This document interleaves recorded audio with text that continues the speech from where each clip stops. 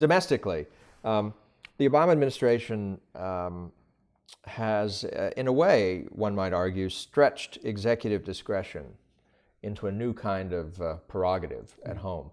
The kinds of waivers that the administration has been in the business of giving to industries, to labor unions, to healthcare providers of various kinds, for example, under the Obamacare, in the negotiations over Obamacare, the use of executive orders to suspend laws in effect or the enforcement of laws in effect. What do you make of that? Do domestic crises allow an expansion of presidential power, and are these domestic crises that legitimately allow such an expansion? Well, this is sort of what brings us back to the beginning of our time here together, is that you had all these people claiming the Bush administration had wildly expanded executive prerogative.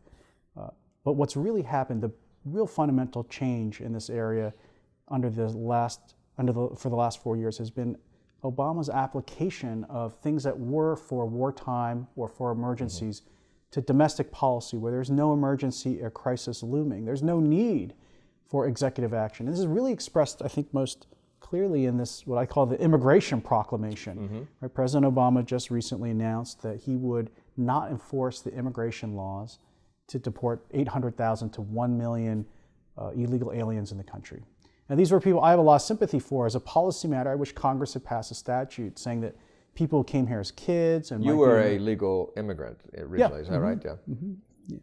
These days, I wish I had been an illegal immigrant. I mean, I had a better deal than if I'd been a legal immigrant. But no, the idea is that, right, if you came as a kid and you're a legal immigrant and now you're in school or you're in the armed forces, we're not going to try to deport you. I have a lot of sympathy for that. I think that's a good policy. But our laws, as written by Congress, don't give out an exception to deportation to people who fall in that category.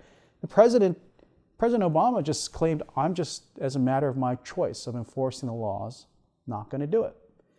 There's no emergency. There's no immediate need for action that requires the executive to make that kind of policy choice. And that's why the prerogative in my mind, and I was trying to be very careful about this, about defending the prerogative, doesn't really need to apply in domestic affairs, because in domestic affairs, there isn't a huge cost to inaction.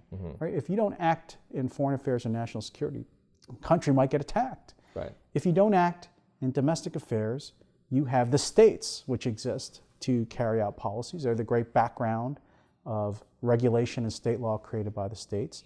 And there are the agencies, there are Congress, but the cost of inaction is not as high, so you don't need a single person to respond for the government. But for a long time, modern liberalism has tried to use the metaphor of war to apply to domestic policy. I mean, FDR, coming in to fight the Depression, asks for a grant, Congress to give him the executive power needed to wage war on the Depression as though it were a foreign. Yeah, he said the Depression is the foreign enemy. war. Yes, that's right. And LBJ's LBJ's war on poverty, the metaphor suggests the same kind of thing. If you collapse the distinction between war and domestic policy, and you add the president's discretion in war or prerogative in war to peacetime, you face not only constitutional difficulties, but maybe even a constitutional crisis. I agree. I think that's why it's so important to keep that distinction in existence between the prerogative existing with foreign affairs, but not domestic affairs. The president's role in domestic affairs, if you look at the Federalist Papers, is really just to check Congress. I think that Congress was going to be the big threat. They didn't see the president as being this domestic policymaker. So I quite agree. The thing that happened, I think Woodrow Wilson really is the intellectual father of this, but it really comes to fruition during the New Deal, was this idea that all the powers of the executive that are for war and crisis were to be applied against a non-enemy, against a social condition, bad economy or crime. And sometimes academics, I think, accepted that because they thought the results were good. Right? They thought the New Deal worked, or they thought that the war on poverty, the war on drugs were a good idea. But actually, I would say if you look at the results of those social programs, they've probably done more harm than good. The New Deal did not end the Great Depression. No. The war on poverty did not end poverty. The war on drugs is turning out to be very costly for our country. And so I agree that really shows that this.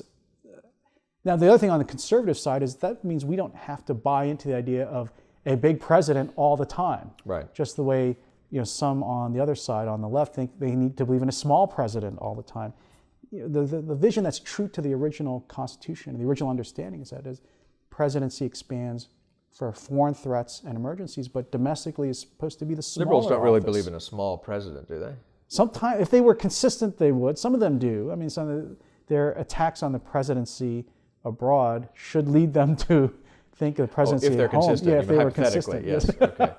Okay. Well, I'm not sure I agree with your interpretation of the Federalists, but that's really a discussion for another day. That'll be for the next time I get to come on the Yes, show, I hope. thank you. Thank you for helping to open the American mind. We'll see you again soon, I hope. Thank you.